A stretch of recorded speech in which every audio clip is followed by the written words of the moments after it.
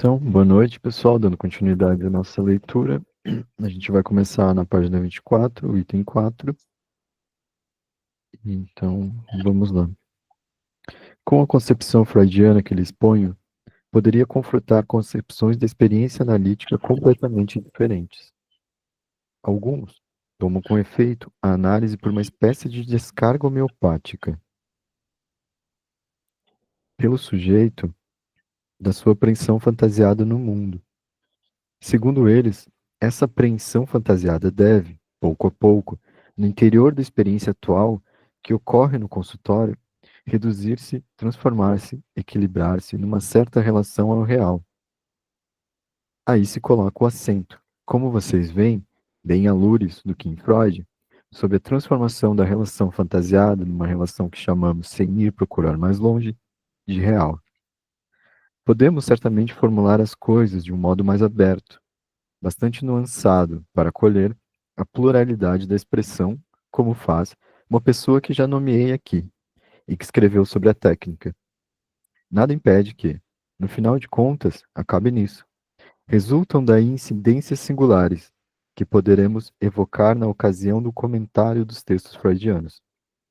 Como é que a prática que foi instituída por Freud chegou a se transformar no manejo da relação analista-analisado, no sentido que acabo de lhes dizer? É a questão fundamental, que reencontraremos no curso do estudo que tentamos.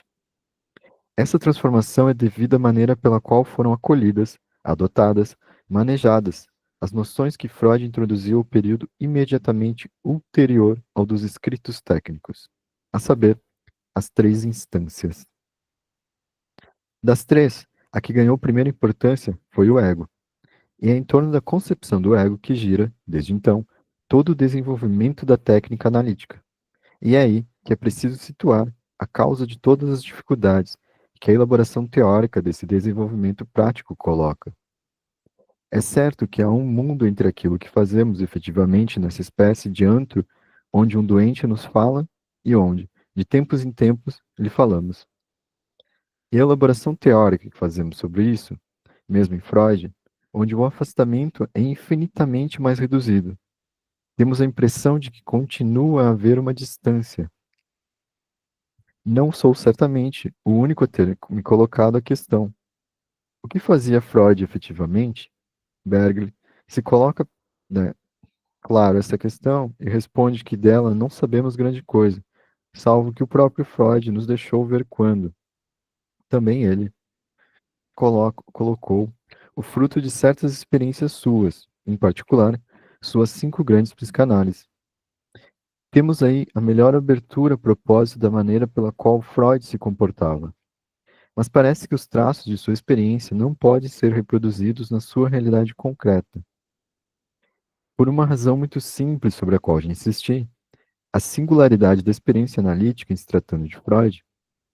Freud foi realmente aquele que abria essa via da experiência. Isso por si só lhe dava uma óptica absolutamente particular, que é demonstrado pelo seu diálogo com o paciente. O paciente não é para ele, sentimos isso o tempo todo, senão uma espécie de apoio de questão, de controle no caso, na via em que ele, Freud, avança solitário. Daí o drama, no sentido próprio da palavra, da sua pesquisa. O drama que vai, em cada um dos casos que ele trouxe, até o fracasso. Essas vias que Freud abriu ao longo dessa experiência, ele as perseguiu durante toda a sua vida, atingindo, enfim, algo que se poderia chamar uma terra prometida. Não se pode dizer, entretanto, que tenha entrado nela. Basta ler o que se pode considerar como seu testamento, análise terminável e interminável, para ver que se ali havia algo de que teve consciência, é de que não tinha entrado na terra prometida. Esse artigo não é uma leitura a se propor a qualquer um que saiba ler. Felizmente, não há tanta gente que sabe ler. Felizmente para quem, né, Macan? Porque é difícil de assimilar, por pouco que sejamos analistas. Se não somos analistas, não nos importamos. Aqueles que se encontram em posição de seguir Freud, coloca-se a questão de como as vias que herdamos foram adotadas, recompreendidas e repensadas. Além disso, não podemos fazer de outra forma se não juntar o que traremos sob o título de uma crítica da técnica analítica. A técnica só pode valer na medida em que compreendemos onde está a questão fundamental para o analista que a adota. Bem, observamos inicialmente que ouvimos falar do ego como sendo o aliado do analista, e não somente o aliado, mas a única fonte de conhecimento. Só conhecemos o ego, escreve-se corretamente Ana Freud, Sr. Finnichel. Quase todos os que escreveram sobre análise desde 1920 repetem: só nos endereçamos ao eu, só temos comunicação com o eu, e tudo deve passar pelo eu. Por outro lado, ao contrário, todo o progresso dessa psicologia do eu pode se resumir nesses termos. O eu está estruturado exatamente como sintoma no interior do sujeito. Não é senão um sintoma privilegiado. É o sintoma humano por excelência, é a doença mental do homem. Traduzir o eu analítico dessa maneira rápida, abreviada, é, no melhor dos casos, resumir o que resulta da leitura pura e simples do livro de Anna Freud, O Ego e os Mecanismos de Defesa. Vocês não podem estar chocados com o fato de que o eu se constrói, se situa no conjunto do sujeito, exatamente como um sintoma. Nada o diferencia disso. Não há nenhuma objeção a fazer essa demonstração particularmente fulgurante. Não menos fulgurante é o fato de que as coisas se acham num tal ponto de confusão que o catálogo dos mecanismos de defesa que constitui o eu é uma das listas mais heterogêneas que se possam conceber. A própria Ana Freud sublinha muito bem: aproximar o recalque de noções com a volta do instinto contra o seu objeto, ou a inversão dos seus fins, é colocar lado a lado elementos que não são em nada homogêneos.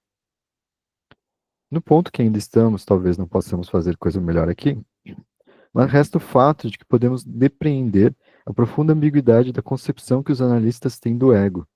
Seria tudo aquilo a que se acede, embora não seja, por outro lado, senão uma espécie de obstáculo do ato falho de lapso. No início dos seus capítulos sobre a interpretação analítica, Fenichel fala do ego, como todo mundo, e tem a necessidade de dizer que desempenha o papel essencial de ser uma função por onde o sujeito aprende o sentido das palavras. Pois bem, desde a primeira linha, Fenichel está no âmago do problema. Aí é que está tudo.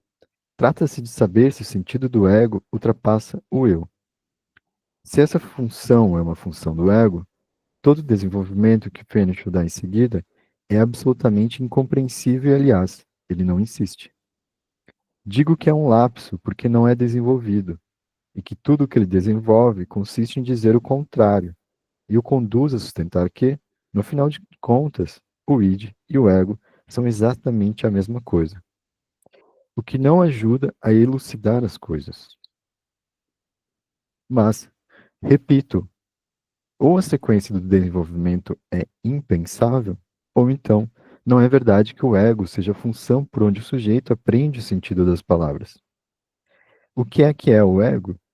Em que o sujeito estará preso, que é ao afora, sentido das palavras bem ou outra coisa, a linguagem, cujo papel é formador, fundamental na sua história. A propósito dos escritos técnicos de Freud, teremos de nos colocar essas questões que irão longe, com a única condição de que seja, inicialmente, em função da experiência de cada um de nós, será necessário também, quando tentarmos nos comunicar entre nós a partir do estado atual da teoria e da técnica, que nós coloquemos a questão de saber o que é que já estava implícito naquilo que Freud trazia. O que é que nele talvez já se orientasse em direção a fórmulas a que hoje somos levados na nossa prática. Que estreitamento há, talvez, na maneira pela qual somos levados a ver as coisas, ou bem, algo que nos se realizou desde então vai no sentido de um alargamento, de uma sistematização mais rigorosa, mais adequada à realidade. É nesse registro que o nosso comentário poderá ganhar o seu sentido. Considerações?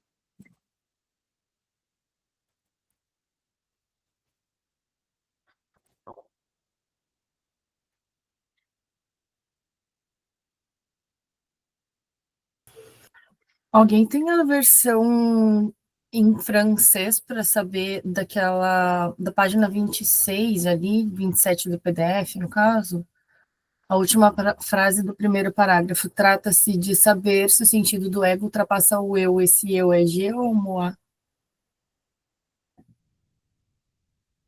Porque daí haveria uma torção de sentido, né?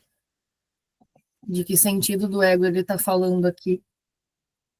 Esse ego, se fosse pensar no francês, seria a tradução de moi. Pelaquela nota do tradutor que ele vai trazendo aquele ponto, esse ego seria aquele do it, é o eu em alemão, Sujeito que foi consciente. traduzido para ego, no britânico. Que até interessante esse ponto que tu traz, porque eu fui pesquisar por que ele foi traduzido dessa forma. Porque eu achei que no alemão pudesse haver dois tipos de eus, né? Que nem a gente estava conversando sobre o francês. Só que na verdade não. O et, aquele lá é o eu alemão mesmo. Que nem o eu, nosso aqui. Só que, na hora que os britânicos foram traduzir, eles acharam que o que Freud estava falando era algo além de um simples eu. Então eles quiseram colocar algo diferente para diferenciar. E daí eles pegam do latim a palavra ego. Só que isso deu toda essa confusão que a gente tem até hoje. Não, não era necessário. Então, um pouco dessa confusão.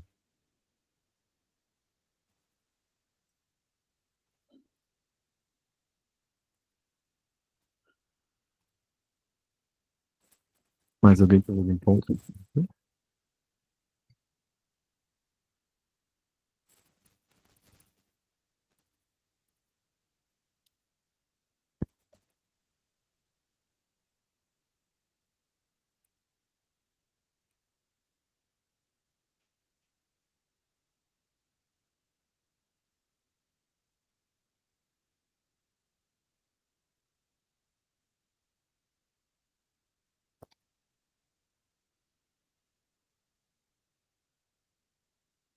Então, sem comentários, podemos passar para o item 5, né? É curtinho. Então, página 28, item 5. Gostaria de dar a vocês uma ideia ainda mais precisa da maneira pela qual encaro esse seminário. Vocês viram, no fim das últimas aulas que lhes dei, o esboço de uma leitura do que se pode chamar o mito psicanalítico. Essa leitura vai no sentido não tanto de criticá-lo, quanto de medir a amplitude da realidade com a qual ele se afronta, e a qual da sua resposta, mítica. Bem, o problema é mais limitado, mas muito mais urgente quando se trata da técnica. Com efeito, é sobre a crítica da nossa própria disciplina que fica o exame, que temos a fazer de tudo que é da ordem da nossa técnica. Se é preciso distinguir os atos e os comportamentos do sujeito daquilo que sob isto ele vem nos dizer na sessão, direi que os nossos comportamentos concretos na sessão analítica estão igualmente distantes da elaboração teórica que fazemos sobre eles. Mas aí está apenas uma primeira verdade, que só tem o seu alcance na medida em que ela se inverte e quer dizer ao mesmo tempo tão próximos. O absurdo fundamental do comportamento interhumano só é compreensível em função desse sistema, que o denominou, de forma feliz, Melanie Klein, sem saber o que se dizia, como de hábito, que se chama o eu humano, a saber, esta série de defesas, de negações, de barragens, de inibições, de fantasias fundamentais, que orientam e dirigem o sujeito. Bem, nossa concepção teórica da nossa técnica, mesmo que não coincida exatamente com o que fazemos, nem por isso estrutura motiva menos a menor de nossas intervenções junto dos ditos pacientes. E é mesmo isso que há de grave, porque nos permitimos efetivamente, como a análise nos revelou, que nós nos permitimos as coisas, sem saber, fazer intervir o nosso ego na análise, já que sustenta que se trata de obter uma readaptação do paciente ao real, seria preciso, pelo menos, saber se é o ego do analista que dá a medida do real. Certamente, não basta que tenhamos uma certa concepção do ego, para que nosso ego entre em jogo como um rinoceronte na cristaleira da nossa relação com o paciente. Mas uma certa maneira de conceber a função do ego na análise não deixa de ter uma relação com uma certa prática da análise que se pode qualificar de nefasta. Apenas abro a questão.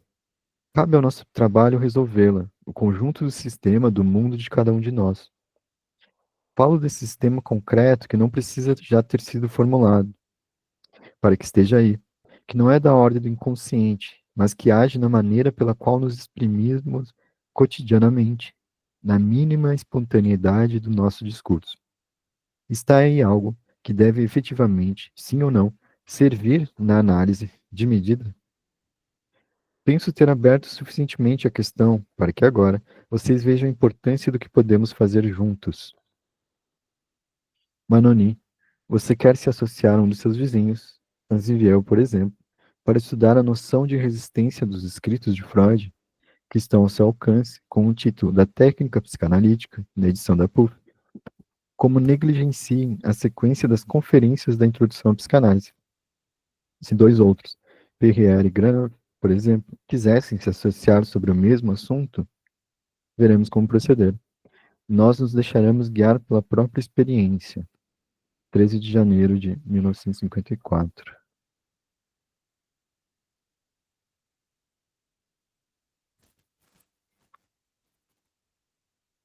Algum comentário?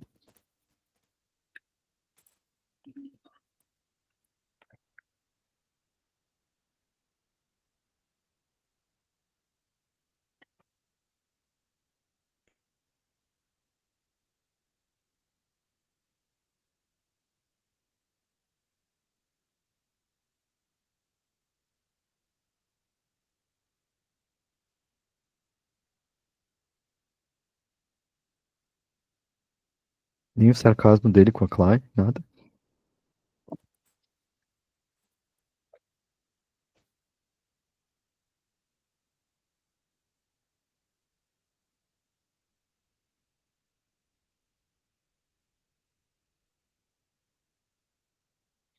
Eu acho interessante esse Achei ponto. interessante ali aquela parte que ele fala sobre seria preciso pelo menos saber se é o ego do analista que dá a medida do real. Como ele estava trazendo no início do texto, falando sobre as instâncias e a construção de um terceiro, né? Eu acho que nesse ponto ele já começa a dar margens, dar borda ao que ele quer construir de fato. Aqui me parece que ele já tem a ideia do que ele quer dizer, assim. Não me parece que ele esteja formulando como o Freud fazia ao longo da escrita, formulava e escrevia, né?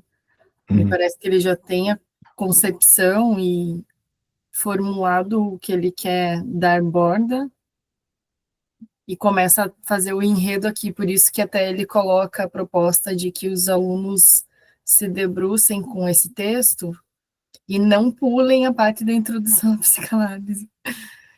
Eu achei engraçado o fato de ele dizer assim, vocês dois que façam isso, né, vão se debrucem nesse texto, mas se dois outros quiserem fazer sobre o mesmo texto, a gente vê o que a gente faz. Tipo, ele não sabe direito da aula, mas tem que ler, ele vai direcionando.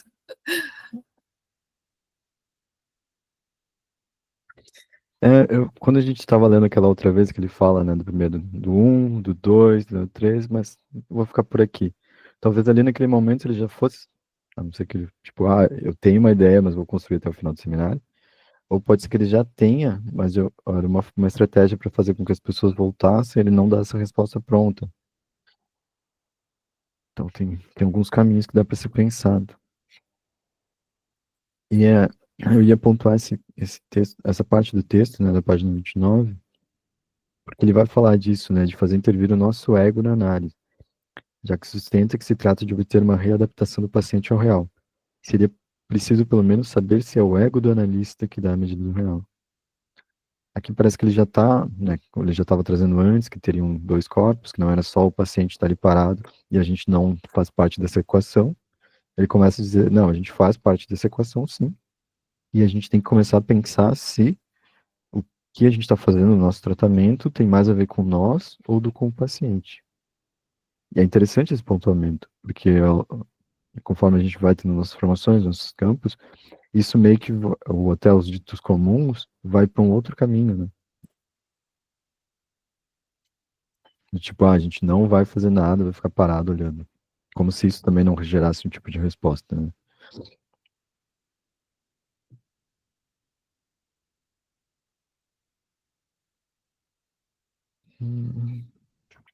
Eu acho interessante que logo em seguida ele dá um exemplo muito claro do que é não ter essa concepção correta de ego, e aí que ele fala para que o nosso ego entre em jogo como um rinoceronte numa cristaleira. Se você materializar isso, né, vai ser um desastre. Então, o Uma vibe meio rinoceronte Jumanji, assim, né? é, sim. Então, eu acho que ele deixa, de certa forma, claro que não ter essa concepção correta vai prejudicar todo o processo, né? Dentro da Uhum. análise. E eu acho interessante que ele traz um termo, né, para isso, quando isso acontece, de qualificar como nefasta, né? É um termo interessante. Lembra um pouco da análise selvagem que Freud também vai começar a compor lá. E aqui ele vai trazer outro termo, né? Ele vai trazer nefasto. Eu acho que é um termo bem forte. Assim como eu imaginar um rinoceronte no meio de uma cristaleira.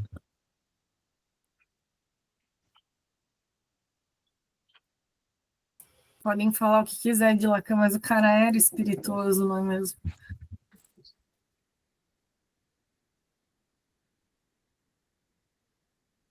Ah, e aquela puxada que ele dá na Clayton, eu fico tipo, meu, sem saber o que se dizia, como de hábito.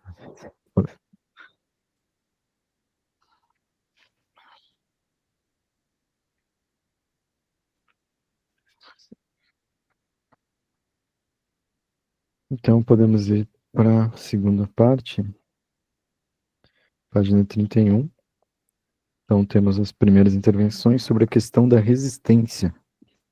A análise pela primeira vez, materialidade do discurso, a análise da análise e a megalomania de Freud. Então, após a exposição de Manoni, podemos agradecer muito a Manoni que acaba de fazer a abertura mais feliz para a retomada do diálogo do seminário. Contudo, a sua tendência é nitidamente fenomenológica, e não penso que a solução seja inteiramente da forma que ele nos deixa entrever. Ele mesmo sentiu isso, mas é bom ter colocado a questão como fez, falando de um mecanismo interpessoal, embora a palavra mecanismo seja, no caso, apenas aproximativa. Tem uma interrupção durante a exposição, dizia eu. Freud explica a propósito de Lucier que ele recorria à pressão das mãos, quando só obtinha uma hipnose incompleta. Diz em seguida ter cessado de se preocupar com esse assunto e ter mesmo renunciado a obter do sujeito, segundo o método clássico, a resposta para a questão: você dorme? Porque tinha o desgosto de ouvir responder, mas não durmo absolutamente. O que o colocava numa situação muito embaraçosa. Ele explica, de um modo ingênuo e encantador, que era levado a persuadir o sujeito de que não falava do mesmo sono que aquele a propósito do qual o outro dava sua resposta, e que esse devia estar assim mesmo um pouco adormecido. Nos confins da mais perfeita ambiguidade, diz muito nitidamente que tudo aquilo o colocava num grande embaraço, de que só se livrou no dia em que não se preocupou mais, mas manteve a pressão das mãos, seja sobre a testa, seja de cada lado da cabeça, e convidava, ao mesmo tempo, o paciente a se concentrar sobre a causa do sintoma. Era um estado intermediário entre o diálogo e a hipnose. Os sintomas eram tratados um a um, em si mesmo, afrontados diretamente como problemas propostos. Sob as mãos de Freud, o paciente era assegurado de que as lembranças que iam se apresentar eram as que estavam em causa, e que só tinham de se fiar nisso.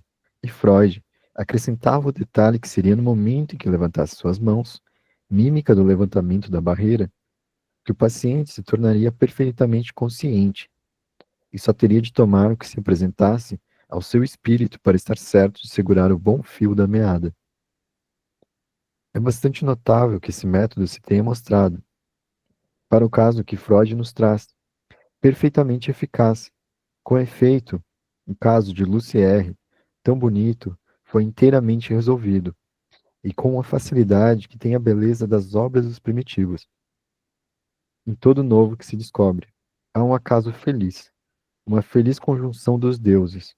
Com Ana, ó, ao contrário, estamos diante de um longo trabalho que se apresenta com toda a animação e espessura dos mais modernos casos de análise, apesar do método empregado. Muitas vezes, toda a série de eventos, toda a história, é revivida, reelaborada. Trata-se de uma obra de grande alcance, que dura quase um ano.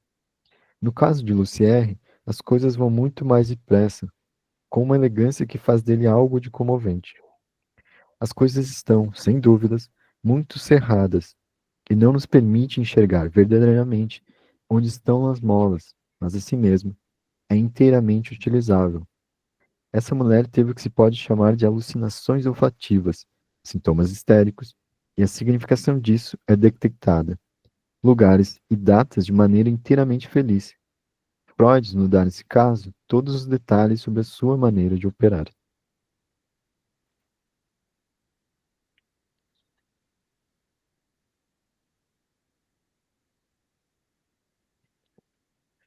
Alguma pontuação? Eu fiquei na dúvida, não entendi muito. As coisas estão, sem dúvida, muito cerradas. O que é isso, ficar cerrado? Não entendi. É Cerrado. fechado. Ah, Olhos imagina. cerrados, é tipo olhos fechados. Eu acho que como ele tá fazendo uma. Tá relacionando com o fato da pessoa estar sob o estado hipnótico, né? Ou a questão do sono. Então, um, um maneirismo, né? Do estilo dele de falar as coisas. Entendi, obrigado. E aqui, nesse ponto também entra a questão de, tipo, eu fico imaginando para Freud como seria, né, pensar que ele não era bom em alguma coisa, né? Tipo, ele não era bom na hipnose, e as pessoas, ele ainda tinha que ficar sentindo essa situação muito embaraçosa.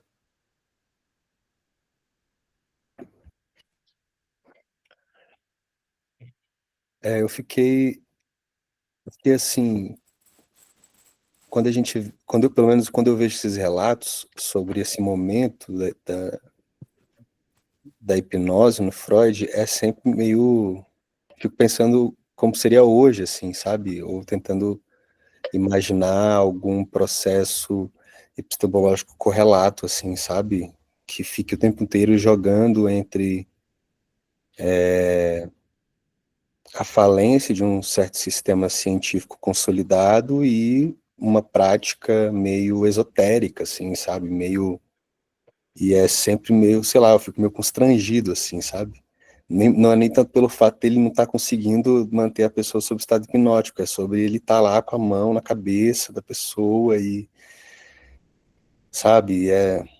E essa herança metafísica de tratar a mente como alma, e é uma coisa assim que é isso, é muito anacrônico para mim.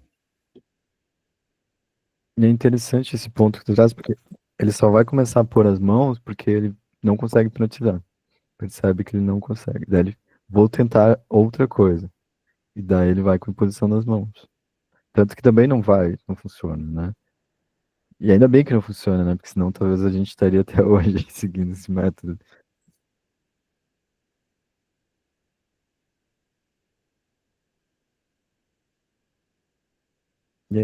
Às vezes eu fico imaginando como é que é, porque, tipo, nessa questão de ele pôr as mãos, né? Antes na hipnose, tá, beleza, ele não conseguia chegar nesse ponto da hipnose, talvez não. Tem que falar com aquela voz calma, tem que esperar e tal, às vezes ele era meio acelerado. Só que daí depois, nesse ponto, quando ele vai impor nas mãos, eu fico imaginando o cara fumava, tipo, 25 charutos por dia. Imagina aquela mão chegando em ti, tipo, como é que tu vai pensar em qualquer outra coisa, sabe? Mas também tem esse outro ponto que a gente acaba às vezes esquecendo da história, que teve que ter uma mulher dizer, cara, me deixa falar, para que ele pudesse, né? E também tem esse lado sensível do Freud de deixar uma mulher falar, né? Pensando no contexto da época, né? Então são várias coisas que, naqueles IC, sabe? E se continuasse assim, será que a gente estaria aqui hoje? Da forma como a gente está? Vários pontos históricos, né? Que fazem a gente pensar.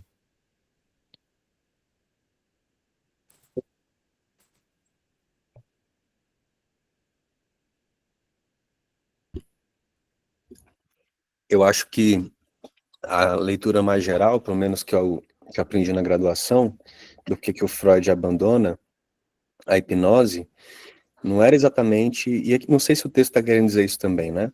Que ele abandona a hipnose porque ele não conseguia hipnotizar bem, mas é porque é isso, quando as histéricas saíam do estado hipnótico, o sintoma retornava, né?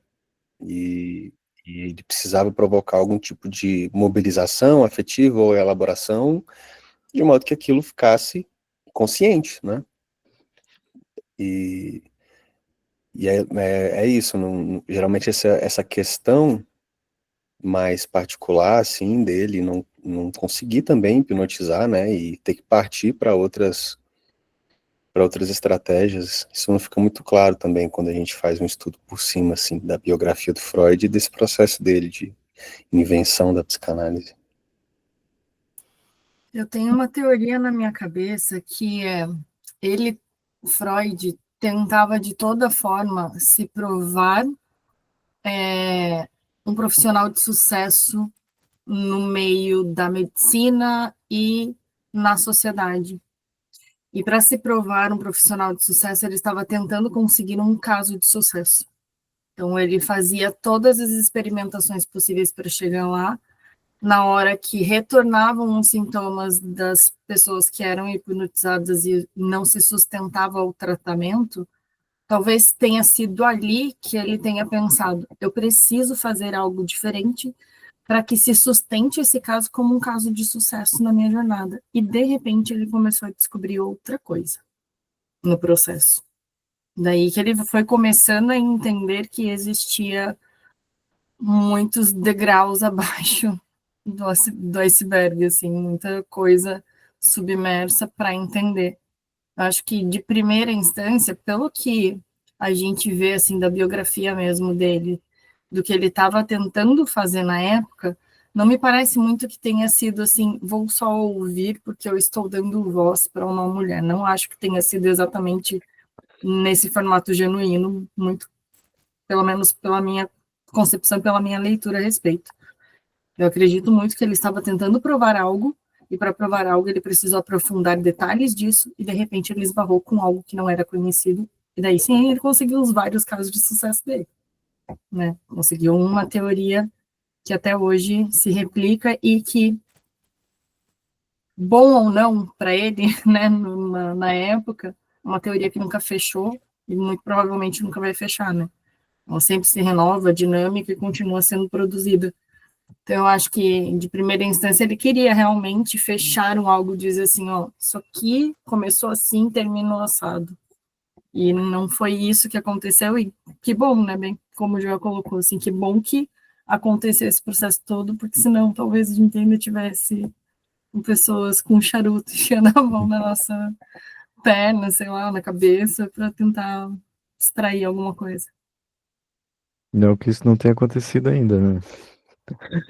Mas é Temos interessante. alguns casos, né, de situações de psicanalista adjetivos, né? Insira aqui o seu adjetivo preferido, e isso acontece com certa frequência, infelizmente, né? Mas isso que tu traz, Pedro, da questão até do que a gente vai estudar na graduação, eu fiquei pensando nesses pontos de hipnose. Se a gente vai estudar os textos do Freud, ele nunca falou que ele era ruim em hipnose. Ele ia falar que ele era muito bom, tanto que ele tinha aquele caso da mulher que não conseguia amamentar, daí ele vai lá e faz. Então, tipo, ali ele mostra sempre esse lado de, tipo, que ele conseguia fazer. Mas ele usa a justificativa de que era algo que não funcionava a longo prazo, né? Então tinha que estar sempre voltando lá. Então, a cada filho que ela tinha, ele tinha que ir lá hipnotizar ela de novo. Até que não consegue, né? Tipo, eu acho que no texto em si que ele fala, acho que ele todas as vezes funcionou. Mas era algo que precisava ser recorrente. Então, talvez por isso que ele continua, tipo, eu preciso de algo que seja mais inovador, que seja algo que resolva de fato. Que acho que esse incansável dele de pesquisa, né?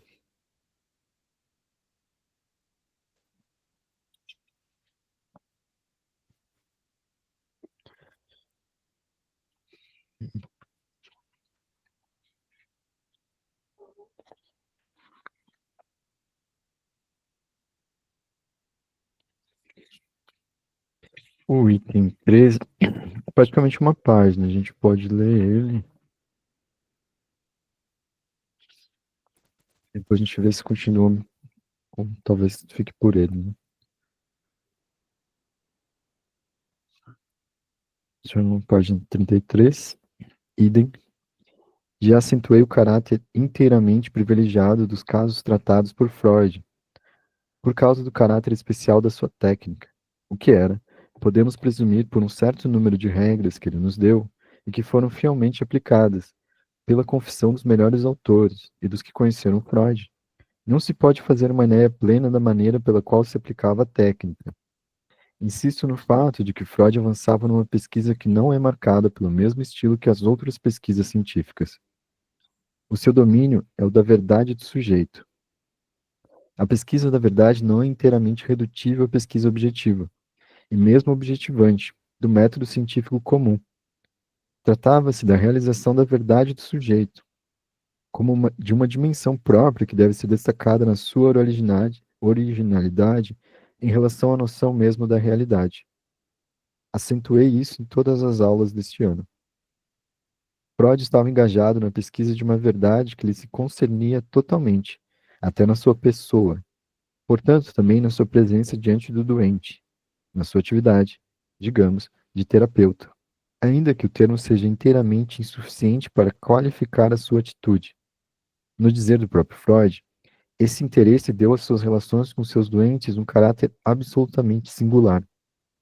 Certamente, a análise como ciência é sempre uma ciência do particular. A realização de uma análise é sempre um caso singular. Mesmo que esses casos singulares se prestem, não obstante, a alguma generalidade. Desde que há mais de um analista, mas a experiência analítica com Freud representa a singularidade levada a seu extremo, pelo fato de que começava a construir e a verificar a própria análise. Não podemos apagar o fato de que era a primeira vez que se fazia uma análise. O método, sem dúvida, se deduz disso. Mas só é método para os outros. Freud não aplicava um método. Se negligenciássemos o caráter único, inaugural do seu procedimento, cometeríamos uma falta grande. A análise é uma experiência do particular. A experiência verdadeiramente original desse particular assume, pois, um valor ainda mais singular. Se não sublinharmos a diferença que há entre essa primeira vez e tudo que veio a seguir, nós que nos interessamos não tanto por essa verdade, quanto pela constituição das vias de acesso a essa verdade, não poderemos nunca aprender o sentido que é preciso dar a certas frases, certos textos que emergem na obra de Freud, e que tomam em seguida, em outros contextos, um sentido bem diferente, ainda que se pudesse considerá-los como calcados um sobre o outro. O interesse desses comentários de textos freudianos é permitir-nos seguir em detalhes as questões que, vocês vão ver, vocês estão vendo hoje, são de uma importância considerável. Eles são numerosas, insidiosas e, para falar propriamente, o tipo mesmo de questão, que não há quem não se preocupe em evitar, para se fiar numa ladainha, numa fórmula esquemática, abreviada, imagada. Tem uma nota de tradutor. Nota de tradutor 379. Então, a palavra imagada é a tradução de Maher, proposta por M. de Magno para diferenciar a produção de imagens da atividade imaginativa. Vide Magno, Senso contra Senso, da obra de arte de 1976, em Lugar 9, no Rio de Janeiro.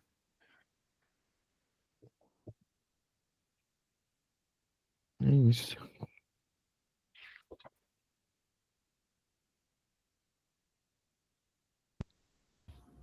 Esse item aqui, eu já achei ele bem denso. Tem, acho que, duas questões aqui. Primeira, a questão da verdade, né?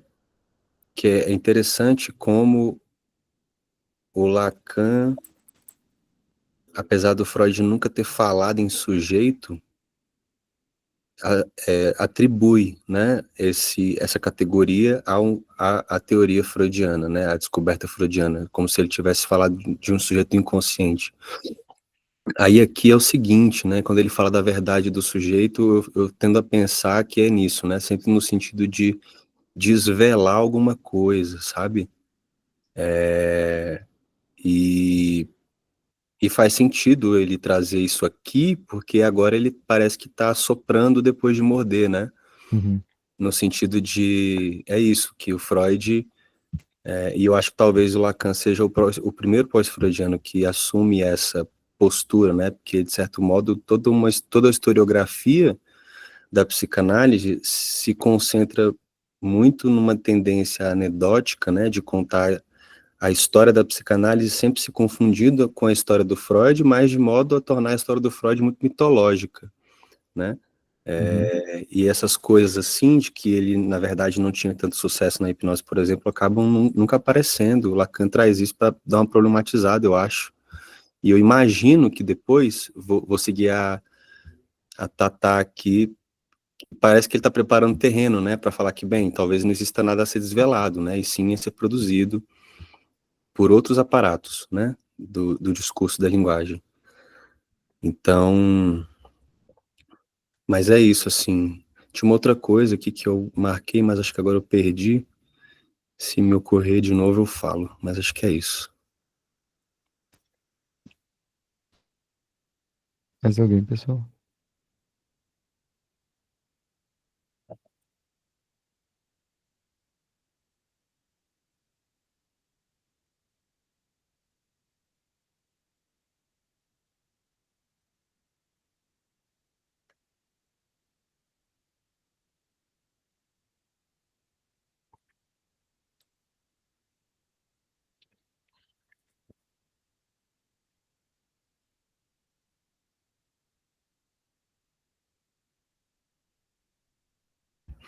Ah, de novo, foi o que lembrei que é o seguinte, por isso que eu falei do sujeito, porque essa categoria para o Lacan parece uma categoria muito universal, assim, sabe? Ele, eu li algumas coisas de que para o Lacan faltaria uma boa teoria do sujeito para a psicanálise, né?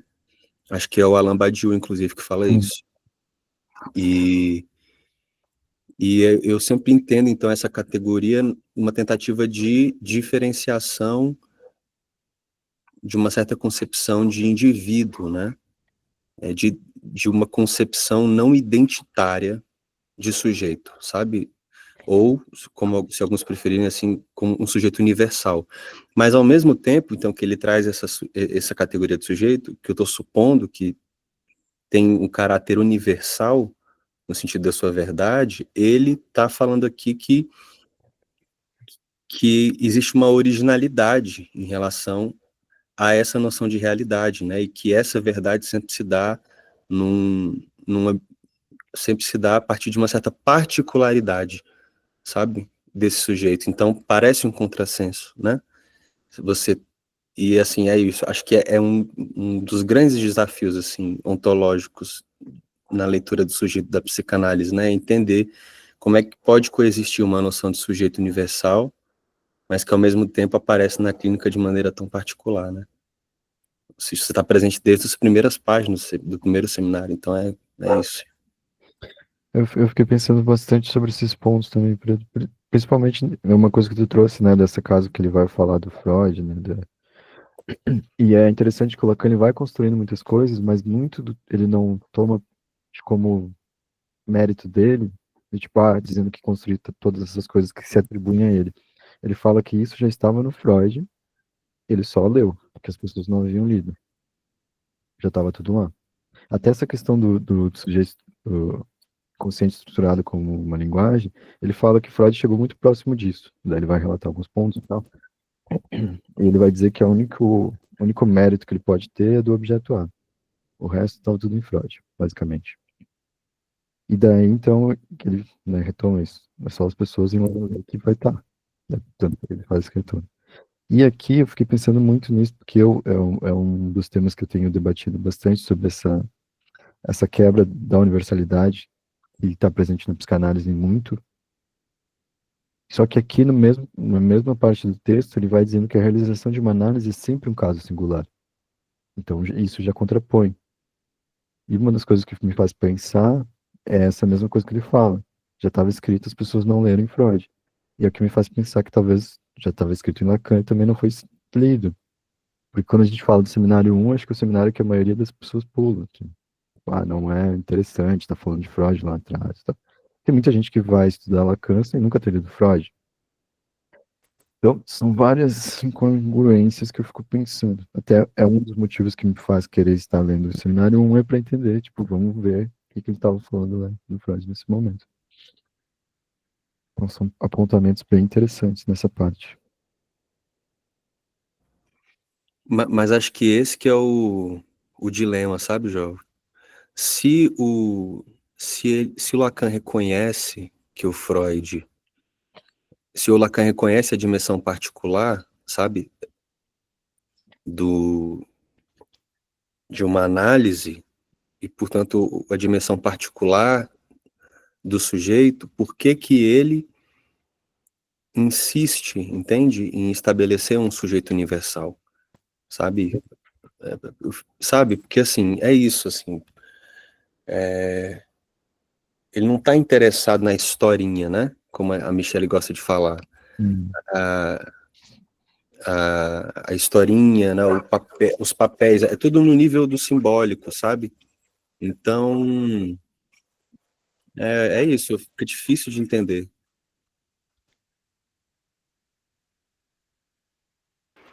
Pensei agora, né, nessa coisa do universal, essa parte da particularidade, né? Por exemplo, a camisa branca. Uma coisa que eu acho que a dificuldade talvez seria nisso, né? De falar, esse universal seria quando a gente fecha o olho e vê a forma, né? Como é que a silhueta seria, não sei.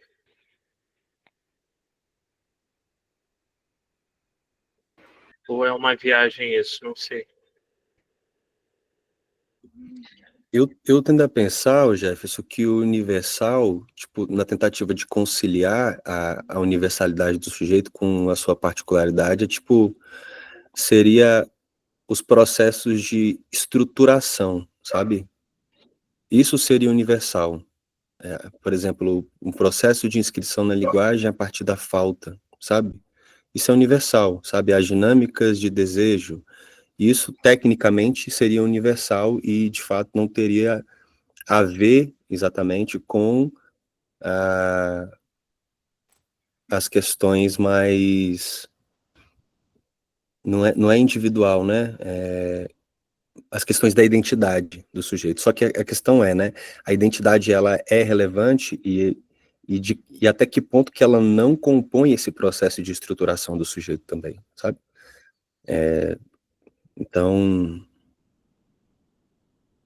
fica difícil você aceitar a possibilidade de um processo, sabe, de estruturação, mesmo que seja só até esse ponto que existe universalidade, depois daí os processos simbólicos, né, e da linguagem, aí começa a caminhar por vias que podem ir para todo canto, né, mas, então...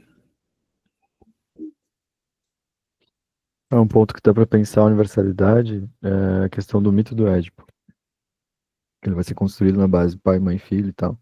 Depois vai se pensar que não é assim e tal. Só que por muito tempo se foi se perpetuado que era isso. Era esse composto da família perfeita e tal, margarina.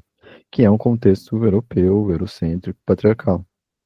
Então, tem-se trabalhos que já vão se pensando e quebrando esses pontos, por exemplo, o Édipo africano, que ele vai trazer uma mitologia de um conto iorubá, que também traz o mesmo dilema, mas só que a forma como o povo africano vai trabalhar essa questão é totalmente oposta à do conto grego, né?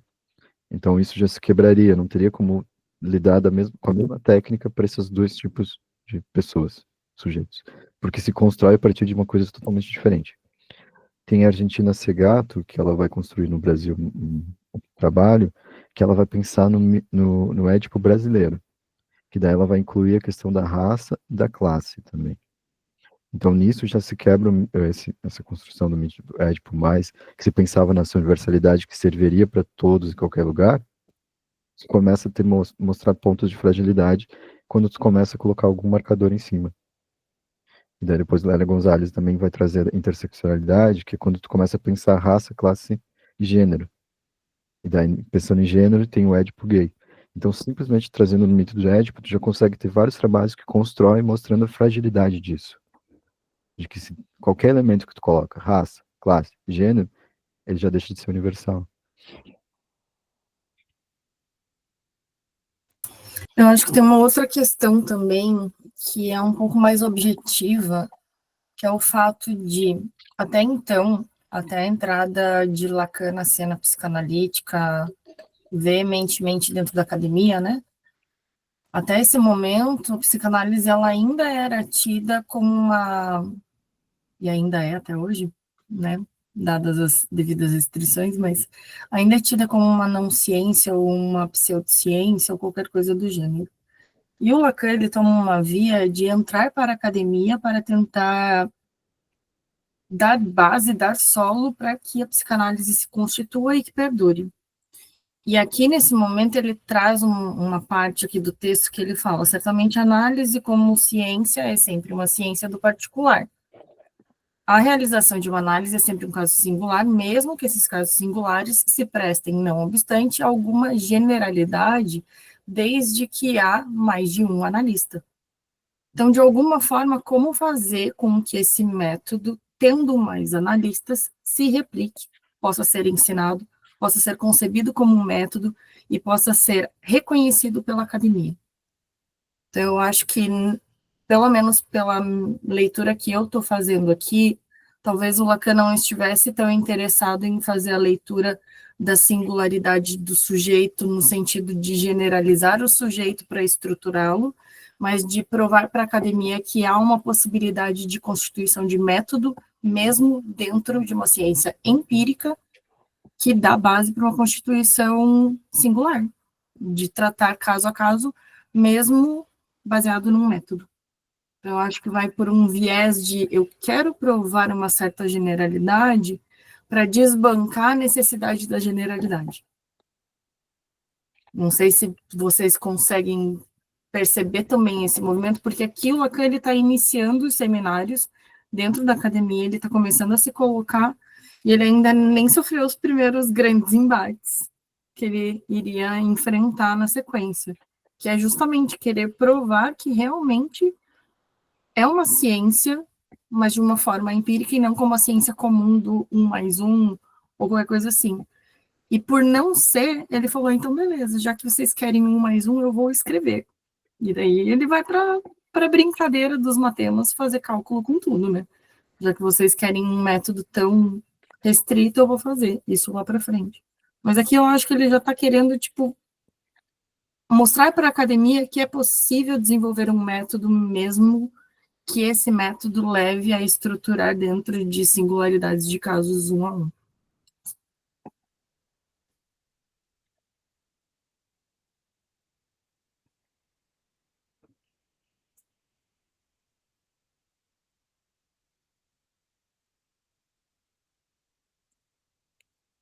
Mais alguma consideração, pessoal?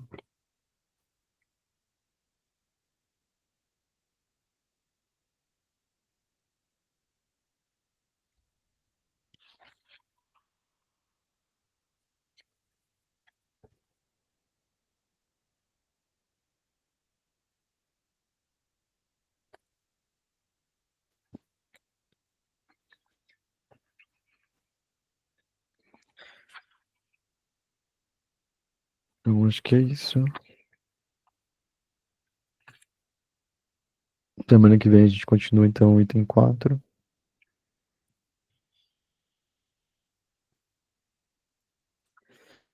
Então, até mais, pessoal. Tchau, tchau, gente. Tchau, Boa tchau, noite. pessoal.